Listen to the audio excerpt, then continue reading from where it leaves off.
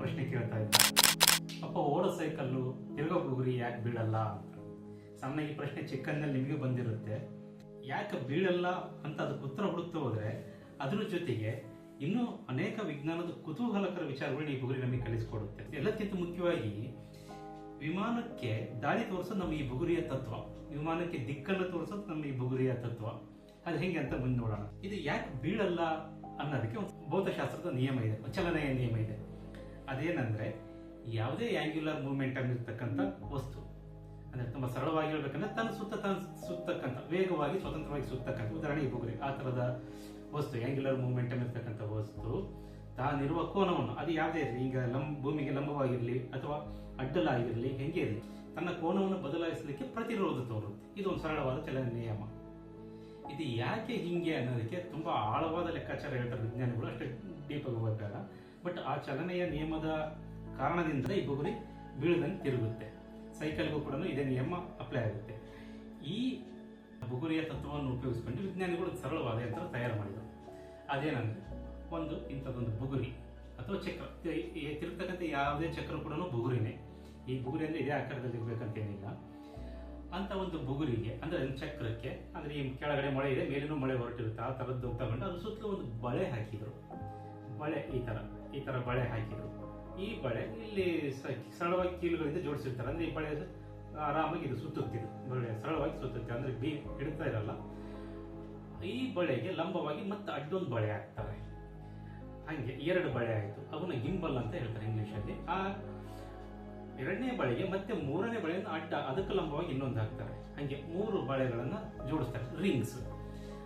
ಆ ಮಧ್ಯೆ ಇರ್ತಕ್ಕಂಥ ಬುಗುರಿನ ವೇಗವಾಗಿ ತಿರುಗಿಸಿದರೆ ಆ ಸುತ್ತಲೂ ಇರ್ತಕ್ಕಂಥ ಬಳೆನ ನೀವು ಯಾವುದೇ ಕೋನಕ್ಕೆ ತಿರುಗಿಸಿದ್ರು ಕೂಡ ಮಧ್ಯೆ ಇರ್ತಕ್ಕಂಥ ಬುಗುರಿ ಅಥವಾ ಚಕ್ರ ತಾನಿರುವ ಕೋನದಲ್ಲೇ ಮುಂದುವರಿಯುತ್ತೆ.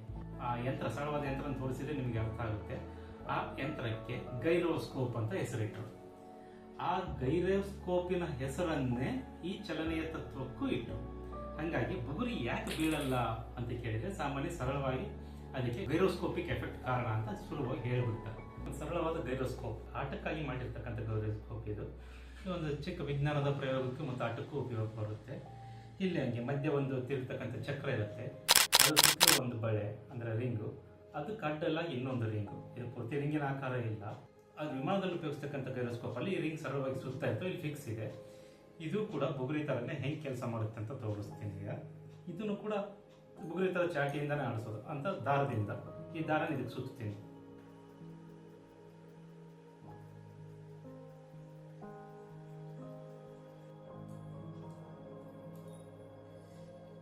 ಈಗ ಈ ದಾರ ಸುತ್ತಿದ್ದೀನಿ, ಇದಕ್ಕೆ ಬುಗುರಿ ಥರನೇ ಇದನ್ನು ಆಡಿಸೋದು. ಈಗ ಇದನ್ನು ಜೋರಾಗಿ ತಿರುಗಿಸ್ತೀನಿ. ಈಗ ತಿರುಗ್ತಾ ಇದೆ. ಇದೊಂದು ಶಾರ್ಪ್ ಆದ ತುದಿ ಚೂಪಿರ್ತಕ್ಕಂಥ ವಸ್ತು ಬುಗುರಿ ಥರನೇ ತನ್ನ ಕೋನವನ್ನು ಕಾಪಾಡಿಕೊಳ್ಳುತ್ತೆ. ಗುರುತ್ವಾಕರ್ಷಣೆಯನ್ನು ಮೀರಿ ಆಂಗ್ಯುಲರ್ ಮೂವ್ಮೆಂಟಮ್ನ ವೇಗ ಹೆಚ್ಚಾದಷ್ಟು ತನ್ನ ಕೋನವನ್ನು ತಾನಿರುವ ಸ್ಥಿತಿಯನ್ನು ಕಾಪಾಡಿಕೊಳ್ಳೋ ಶಕ್ತಿ ಬುಗುರಿ ಬರುತ್ತೆ ಅಥವಾ ಗೈರೋಸ್ಕೋಪಿಗೆ ಬರುತ್ತೆ.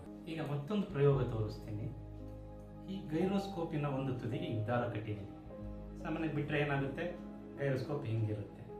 ಆದರೆ ಇದೇ ಗೈರೋಸ್ಕೋಪು ವೇಗವಾಗಿ ತಿರುಗುವಾಗ ನಾನು ಈ ಗೈರೋಸ್ಕೋಪನ್ನು ಹಿಂಗೆ ನಿಲ್ಲಿಸಿದ್ರೆ ಇದು ಹಿಂಗೇ ಇರುತ್ತೆ, ಅಂದರೆ ಹಿಂಗೆ ಬೀಳಲ್ಲ. ಅದು ಹೆಂಗೆ ಸಾಧ್ಯ, ಈ ಪ್ರಯೋಗ ಮಾಡಿ ನೋಡೋಣ.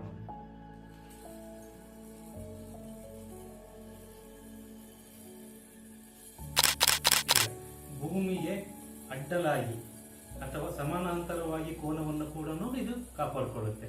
ಅದು ಕೆಳಗೆ ಬೀಳಬೇಕಾಯ್ತು, ಬೀಳಲ್ಲ. ವೇಗ ಕಡಿಮೆಯಾದಂತೆ ಕೆಳಗೆ ಬೀಳುತ್ತೆ. ನೋಡಿ ಈಗ ಡೌನ್ ಆಯಿತು, ಯಾಕೆಂದರೆ ಅದು ತಿರುಗುವ ವೇಗ ಕಡಿಮೆ ಆಯಿತು. ಹಾಗೆ ಆಂಗ್ಯುಲರ್ ಮೂವ್ಮೆಂಟಮ್ ಜಾಸ್ತಿ ಆದಷ್ಟು ಯಾವುದೇ ಸ್ವತಂತ್ರವಾಗಿ ತಿರುಗುವ ವಸ್ತು ತನ್ನ ಕೋನವನ್ನು ಬದಲಾಯಿಸಲಿಕ್ಕೆ ಪ್ರತಿರೋಧ ತೋರಿಸುತ್ತೆ ಅನ್ನಲಿಕ್ಕೆ ಇದು ಒಂದು ಪ್ರಯೋಗ ಉದಾಹರಣೆ. ಇಲ್ಲೊಂದು ದೃಶ್ಯ ಇದೆ. ಇದರಿಂದ ನಿಮಗೆ ಗೈರೋಸ್ಕೋಪ್ ಹೆಂಗೆ ಕೆಲಸ ಮಾಡುತ್ತೆ ಅಂತ ಇನ್ನೂ ಹೆಚ್ಚು ಸ್ಪಷ್ಟ ಆಗುತ್ತೆ. ಈ ಗೈರೋಸ್ಕೋಪಿನ ಬಳೆಗಳನ್ನು ನೀವು ಯಾವ ದಿಕ್ಕಿಗೆ ತಿರುಗಿಸಿದರೂ ಕೂಡ ಆ ಚಕ್ರ ಮಾತ್ರ ತಾನಿರೋ ಕೋನದಲ್ಲೇ ಉಳಿಯುತ್ತೆ. ಅದು ತನ್ನ ದಿಕ್ಕನ್ನು ಬದಲಾಯಿಸಲ್ಲ. ಈಗ ಇಲ್ಲಿ ನೀವು ನೋಡ್ತಾ ಇದ್ದೀರಾ, ಅವ್ರ ಬಳೆಗಳನ್ನ ಎಲ್ಲ ಕಡೆ ಸುತ್ತಿಸ್ತಾ ಇದ್ದಾರೆ, ಆದರೆ ಚಕ್ರ ಮಾತ್ರ ತಾನಿರೋ ಕೋನದಲ್ಲೇ ಉಳಿಯುತ್ತೆ. ಈ ತತ್ವವನ್ನು ಉಪಯೋಗಿಸ್ಕೊಂಡು ವಿಮಾನದಲ್ಲಿ ಹೆಂಗೆ ದಿಕ್ಕು ಕಂಡುಹಿಡಿತಾರೆ ಅಂತ ಇನ್ನು ಮುಂದೆ ನೋಡೋಣ. ಸಾಮಾನ್ಯವಾಗಿ ವಿಮಾನದಲ್ಲಿ ಈ ಕಾಂತೀಯ ದಿಕ್ಸೂಚಿಗಳನ್ನ ಬಳಸಲ್ಲ. ಯಾಕೆಂದರೆ ವಿಮಾನ ಸಾವಿರಾರು ಅಡಿ ಎತ್ತರದಲ್ಲಿ ಹಾರ್ತಾ ಇರುತ್ತೆ. ಅಷ್ಟು ಎತ್ತರದಲ್ಲಿ ವಿಮಾನ ಒಂದು ವಾತಾವರಣದಿಂದ ಇನ್ನೊಂದು ವಾತಾವರಣಕ್ಕೆ ಪ್ರವೇಶ ಮಾಡಬೇಕಾಗಿರುತ್ತೆ. ಅಂದರೆ ಗಾಳಿಯ ಬೇರೆ ಬೇರೆ ಒತ್ತಡಗಳಿರ್ತಕ್ಕಂಥ ವಾತಾವರಣದ ಮುಖಾಂತರ ಅದು ಹೋಗಬೇಕಾಗಿರುತ್ತೆ. ಈ ಸಂದರ್ಭದಲ್ಲಿ ವಿಮಾನದಲ್ಲಿ ಕಂಪನ ಉಂಟಾಗುತ್ತೆ. ಅದನ್ನು ಟರ್ಬುಲೆನ್ಸ್ ಅಂತ ಕರೀತಾರೆ. ಅಂಥ ಸಂದರ್ಭದಲ್ಲಿ ಈ ಕಾಂತೀಯ ದಿಕ್ಸೂಚಿಗಳು ದಿಕ್ಕನ್ನು ತಪ್ಪು ತೋರಿಸೋ ಚಾನ್ಸಸ್ ಇರುತ್ತೆ. ಮತ್ತು ಇಂಥವೇ ಬೇರೆ ಬೇರೆ ಕಾರಣಗಳಿಂದ ಕಾಂತೀಯ ದಿಕ್ಸೂಚಿನ ಅಲ್ಲಿ ಹೆಚ್ಚಾಗಿ ಬಳಸಲ್ಲ. ಅದಕ್ಕೆ ಪರ್ಯಾಯವಾಗಿ ಈ ಜೈರೋಸ್ಕೋಪನ್ನು ಬಳಸ್ತಾರೆ. ಇದಕ್ಕೆ ತುಂಬ ದೇಶಗಳಲ್ಲಿ ಜೈರೋಸ್ಕೋಪ್ ಅಂತ ಉಚ್ಚಾರ ಮಾಡ್ತಾರೆ. ನಾವು ಚಿಕ್ಕಂದಿನಲ್ಲಿ ನಮಗೆ ಇದನ್ನು ಗೈರೋಸ್ಕೋಪ್ ಅಂತಲೇ ಹೇಳಿರೋದ್ರಿಂದ ನಾನು ಇಲ್ಲಿ ಗೈರೋಸ್ಕೋಪ್ ಅಂತಲೇ ಬಳಸ್ತೀನಿ. ಈ ವಿಮಾನದಲ್ಲಿರ್ತಕ್ಕಂಥ ಗೈರೋಸ್ಕೋಪಿನ ಚಕ್ರ ನಿಮಿಷಕ್ಕೆ 10,000 to 15,000 ಸುತ್ತು ತಿರುಗುತ್ತೆ. ಅಂದರೆ ಅಷ್ಟು ವೇಗ ಇರುತ್ತೆ. ಅದನ್ನು ಸಾಮಾನ್ಯ ವಿದ್ಯುತ್ ಉಪಯೋಗಿಸ್ಕೊಂಡು ಅಥವಾ ಗಾಳಿಯಿಂದನೂ ಉಪಯೋಗಿಸ್ಕೊಂಡು ತಿರುಗಂಗೆ ಮಾಡಿರ್ತಾರೆ.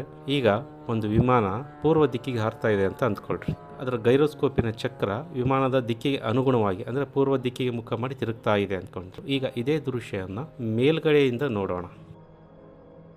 ವಿಮಾನ ಪೂರ್ವ ದಿಕ್ಕಿಗೆ ಹಾರ್ತಾ ಇರಬೇಕಾದ್ರೆ ಅದೇನಾದರೂ ತನ್ನ ದಿಕ್ಕನ್ನು ಬದಲಾಯಿಸಿದರೆ ಅದರ ಗೈರೋಸ್ಕೋಪಿನ ಚಕ್ರ ಮಾತ್ರ ತನ್ನ ದಿಕ್ಕನ್ನು ಬದಲಾಯಿಸಲ್ಲ. ಅದು ಪೂರ್ವಕ್ಕೆ ಮುಖ ಮಾಡಿಯೇ ತಿರುಗ್ತಾ ಇರುತ್ತೆ. ಆಗ ವಿಮಾನ ಇರುವ ದಿಕ್ಕಿಗೂ ಗೈರೋಸ್ಕೋಪ್ನ ಚಕ್ರ ತಿರುಗ್ತಕ್ಕಂಥ ದಿಕ್ಕಿಗೂ ಮಧ್ಯೆ ಇರತಕ್ಕಂಥ ಕೋನನ ಅಳಿತಾರೆ. ಉದಾಹರಣೆಗೆ ವಿಮಾನ ಪೂರ್ವದಿಂದ ಎಡಕ್ಕೆ 45 ಡಿಗ್ರಿ ತಿರುಗಿದೆ ಅಂದ್ಕೊಳ್ಳಿ. ಆಗ ಗೈರೋಸ್ಕೋಪಿನ ಚಕ್ರಕ್ಕೂ ವಿಮಾನದ ದಿಕ್ಕಿನ ಮಧ್ಯಕ್ಕೂ ಇರುವ ಕೋನ 45 ಡಿಗ್ರಿ. ಪೂರ್ವದಿಂದ ಎಡಕ್ಕೆ 45 ಡಿಗ್ರಿ ಅಂದರೆ ಈಶಾನ್ಯಕ್ಕೆ ವಿಮಾನ ಹಾರ್ತಾ ಇದೆ ಅಂತ ಅರ್ಥ. ಅದೇ ರೀತಿ ವಿಮಾನ 90 ಡಿಗ್ರಿ ಎಡಕ್ಕೆ ತಿರುಗಿದರೆ ಅದು ಪೂರ್ವ ದಿಕ್ಕಿನಿಂದ 90 ಡಿಗ್ರಿ ಎಡಕ್ಕೆ ಅಂದರೆ ವಿಮಾನ ಉತ್ತರಕ್ಕೆ ಹಾರ್ತಾ ಇದೆ ಅಂತ ಅರ್ಥ. ಅದೇ ರೀತಿ ವಿಮಾನ ಪೂರ್ವದಿಂದ ಬಲಕ್ಕೆ ಏನಾದರೂ 45 ಡಿಗ್ರಿ ತಿರುಗಿದರೆ ಅಂದರೆ ಗೈರೋಸ್ಕೋಪಿನ ಚಕ್ರಕ್ಕೂ ಮತ್ತು ವಿಮಾನದ ದಿಕ್ಕಿಗೂ ಮಧ್ಯೆ 45 ಡಿಗ್ರಿ ವ್ಯತ್ಯಾಸ ಇತ್ತು ಬಲಗಡೆಗೆ ಅಂದರೆ ಅದು ವಿಮಾನ ಆಗ ಆಗ್ನೇಯಕ್ಕೆ ಹಾರ್ತಾ ಇದೆ ಅಂತ ಅರ್ಥ. ಅದೇ ರೀತಿ 90 ಡಿಗ್ರಿ ಬಲಕ್ಕೆ ತಿರುಗಿದರೆ ದಕ್ಷಿಣಕ್ಕೆ ಅಂತ. ಈ ರೀತಿ ಅಂದರೆ ಇಲ್ಲಿ ಪ್ರಮುಖವಾದ ದಿಕ್ಕುಗಳನ್ನ ಮಾತ್ರ ಹೇಳಿದ್ದೀನಿ. ಇಲ್ಲಿ ಒಂದೊಂದು ಡಿಗ್ರಿನೂ ಕೂಡ ಇಂಪಾರ್ಟೆಂಟ್ ಆಗ್ತೈತಿ ಮತ್ತು ಕರಾರುವಕ್ಕಾಗಿ ತೋರಿಸ್ತಕ್ಕಂಥ ಎಲ್ಲ ವ್ಯವಸ್ಥೆನೂ ಅಲ್ಲಿ ಇರುತ್ತೆ ವಿಮಾನದಲ್ಲಿ. ಈ ರೀತಿಯಾಗಿ ಗೈರೋಸ್ಕೋಪನ್ನು ಉಪಯೋಗಿಸ್ಕೊಂಡು ವಿಮಾನದಲ್ಲಿ ದಿಕ್ಕನ್ನು ಕಂಡುಹಿಡಿತಾರೆ. ಇದೊಂದು ಸರಳವಾದ ಪ್ರಯೋಗ ಮಾಡೋಣ. ಏನಂದರೆ ಈ ರೀತಿ ವೇಗವಾಗಿ ತಿರುಗ್ತಕ್ಕಂಥ ಬುಗುರಿ ಮೇಲೆ ಒಂದು ಪೇಪರ್ ತುಂಡು ಹಾಕ್ತೀನಿ. ಅದು ದೂರ ಸಿಡಿಯುತ್ತೆ. ನೀವು ನೋಡ್ತಾ ಇರಬಹುದು ಬುಗುರಿಯಿಂದ ಹೊರಗಡೆ ಸಿಡಿಯುತ್ತೆ. ಇದರಲ್ಲಿ ಏನು ವಿಶೇಷ? ಇದು ತುಂಬ ಸರಳವಾದ ವಿಚಾರ ತಾನೆ ಅಂತ ಅನಿಸ್ಬೋದು. ಆದರೆ ವಿಜ್ಞಾನ ದೃಷ್ಟಿಕೋನದಲ್ಲಿ ಇದು ತುಂಬ ಮಹತ್ವ ಪಡೆಯುತ್ತೆ.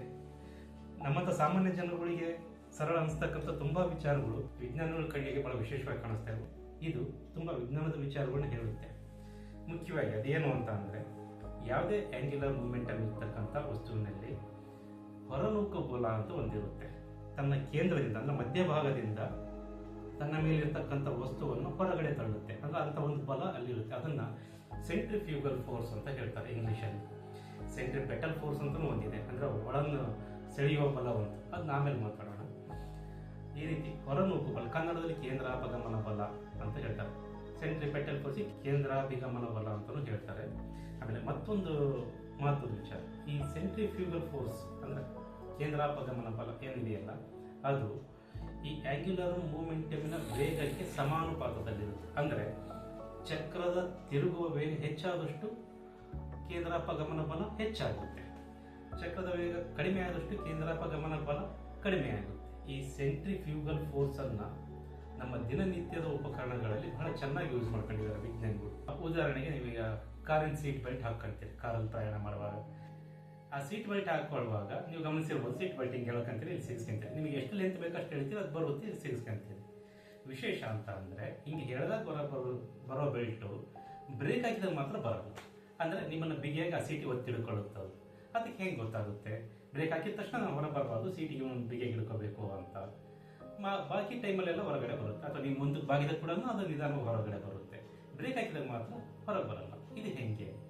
ಇಲ್ಲಿ ಈ ಕೇಂದ್ರಾಪಗಮನ ಬಲ ಉಪಯೋಗ ಬರುತ್ತೆ. ಈ ಕೇಂದ್ರಾಪಗಮನ ಬಲ ಸೆಂಟ್ರಿಫ್ಯೂಗಲ್ ಫೋರ್ಸ್ ಅನ್ನು ಉಪಯೋಗಿಸ್ಕೊಂಡು ಈ ಯಂತ್ರನ ತಯಾರು ಮಾಡಿರ್ತಾರೆ. ಅದು ಹೆಂಗೆ ಅನ್ನೋದು ಒಂದು ಸಣ್ಣದೊಂದು ಮಾಡೆಲ್ ಮಾಡಿದ್ದೀನಿ. ಅದನ್ನು ನಿಮಗೆ ತೋರಿಸಿ ಎಕ್ಸ್ಪ್ಲೈನ್ ಮಾಡ್ತೀನಿ. ಇದು ಸೆಂಟ್ರಿಫ್ಯೂಗಲ್ ಫೋರ್ಸನ್ನು ಎಕ್ಸ್ಪ್ಲೇನ್ ಮಾಡಲಿಕ್ಕೆ ಮಾಡಿರ್ತಕ್ಕಂಥ ಒಂದು ಸರಳವಾದ ಯಂತ್ರದ ಮಾದರಿ. ಮಧ್ಯೆ ಒಂದು ಚಕ್ರ ಇದೆ. ಈ ಚಕ್ರ ಹಿಂಗೆ ಸರಳವಾಗಿ ಸುತ್ತುತ್ತೆ. ಸುತ್ತಲೂ ಹಿಂಗೆ ತಗ್ಗುಗಳಿರ್ತಕ್ಕಂಥ ವ್ಯವಸ್ಥೆ. ಒಂದು 5 ಲೀವರ್ಸ್ ಅಂತ ಹೇಳ್ತಾರೆ ಇಂಗ್ಲೀಷಲ್ಲಿ ಇವನ್ನ. ಇವು ಕೂಡ ಸರಳವಾಗಿ ಹಿಂಗೆ ಚಲಿಸ್ತವೆ ಹಿಂಗೆ. ಈಗ ಈ ಚಕ್ರ ತಿರುಗುವಾಗ ಈ ಚಕ್ರದ ಮೇಲೆ ಹೊರನೂಕು ಬಲ ಅಥವಾ ಕೇಂದ್ರ ಅಪಗಮನ ಬಲ ಉಂಟಾಗುತ್ತೆ. ಆಗಲೇ ನಿಮಗೆ ಹೇಳಿದ್ದೆ, ಕೇಂದ್ರ ಅಪಗಮನ ಬಲ ಯಾವಾಗಲೂ ಚಕ್ರದ ವೇಗಕ್ಕೆ ಸಮಾನುಪಾತದಲ್ಲಿರುತ್ತೆ ಅಂತ. ಅಂದರೆ ಚಕ್ರದ ವೇಗ ಜಾಸ್ತಿ ಆದಷ್ಟು ಹೊರನೂಕು ಬಲ ಜಾಸ್ತಿ ಆಗುತ್ತೆ. ಈಗ ನಿಧಾನವಾಗಿ ತಿರುಗಿಸಿದಾಗ ಏನೂ ಆಗಲ್ಲ, ಸ್ವಲ್ಪ ಜೋರಾಗಿ ತಿರುಗಿಸ್ತೀನಿ ನಾನು ಇದನ್ನು. ಈಗ ಗಮನಿಸಿರ್ಬೋದು ಏನಾಯಿತು ಅಂತ, ಭಾಳ ಸ್ಪಷ್ಟವಾಗಿ ಕಾಣಿಸ್ತಾ ಇದೆ ನಿಮಗೆ. ಇಲ್ಲೊಂದು ಹತ್ರ ಲಾಕ್ ಆಯಿತು, ಇಲ್ಲೊಂದು ಹತ್ರ ಲಾಕ್ ಆಯಿತು, ಇಲ್ಲಿ ಲಾಕ್ ಆಯಿತು, ಚಕ್ರ ಸ್ಟಾಪ್ ಆಯಿತು, ಚಕ್ರ ನಿಂತು ಬಿಡುತ್ತೆ ತಿರುಗೋದು. ಇದು ಯಾಕೆ ಹಿಂಗಾಯಿತು ಅಂದರೆ ಚಕ್ರದ ಮೇಲಿನ ಹೊರನೂಕು ಬಲ ಈ ಲೀವರ್ಸ್ಗಳನ್ನ ಹೊರಗೆ ತಳ್ಳಿದಾಗ ಹಿಂಗಿದ್ದು ಲೀವರ್ಸ್ ಹೊರಗೆ ಬಂದು ಇಲ್ಲಿ ಸಿಕ್ಕಾಕೊಳ್ತವೆ. ಇದೇ ತಂತ್ರಜ್ಞಾನವನ್ನು ಕಾರಿನ ಸೀಟ್ ಬೆಲ್ಟಲ್ಲೂ ಉಪಯೋಗಿಸಿರ್ತಾರೆ. ಅಂದರೆ ಇಂಥ ಒಂದು ವ್ಯವಸ್ಥೆಗೆ ಕಾರಿನ ಸೀಟ್ ಬೆಲ್ಟನ್ನು ಇಂಥ ಚಕ್ರಕ್ಕೆ ಸುತ್ತಿರ್ತಾರೆ. ನೀವು ನಿಧಾನವಾಗಿ ಸೀಟ್ ಬೆಲ್ಟನ್ನು ಹೇಳಿದಾಗ ಈ ಚಕ್ರ ನಿಧಾನವಾಗಿ ಸುತ್ತುತ್ತೆ, ಯಾವ ಸಮಸ್ಯೆನೂ ಆಗಲ್ಲ, ಎಳೆದಷ್ಟು ಸೀಟ್ ಬೆಲ್ಟು ಹೊರಗಡೆ ಬರುತ್ತೆ.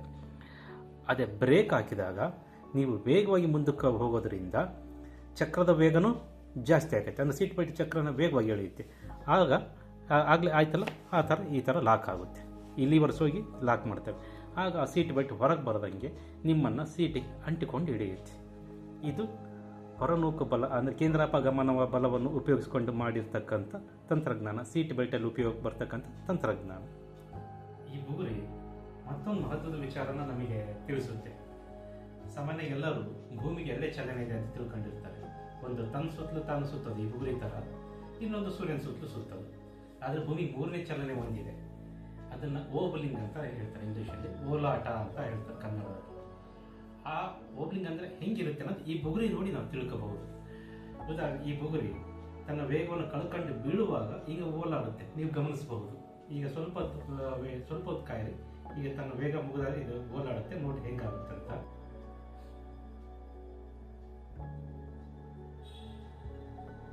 ಓಲಾಟ ಶುರುವಾಯಿತು, ವೇಗ ಕಳ್ಕೊಂಡ್ರೆ ನಿಧಾನವಾಗಿ ಅದು ಈ ಥರ ಓಲಾಡಕ್ಕೆ ಶುರುವಾಗುತ್ತೆ ಬುಗುರಿ. ಈ ಥರನಾದ ಒಂದು ಚಲನೆ ಭೂಮಿಗಿದೆ. ಈಗ ಸ್ಟಾರ್ಟ್ ಆಯ್ತು ನೋಡಿ, ಈಗ ಗಮನಿಸ್ತಾ ಇರ್ಬೋದು. ಬೀಳುವಾಗ ಇನ್ನೂ ಜಾಸ್ತಿ ಆಗುತ್ತೆ, ಹಿಂಗೆ ಆಗುತ್ತೆ ಅದು. ಈಗ ಸ್ಪಷ್ಟವಾಗಿ ಕಾಣ್ತಾ ಇದೆ.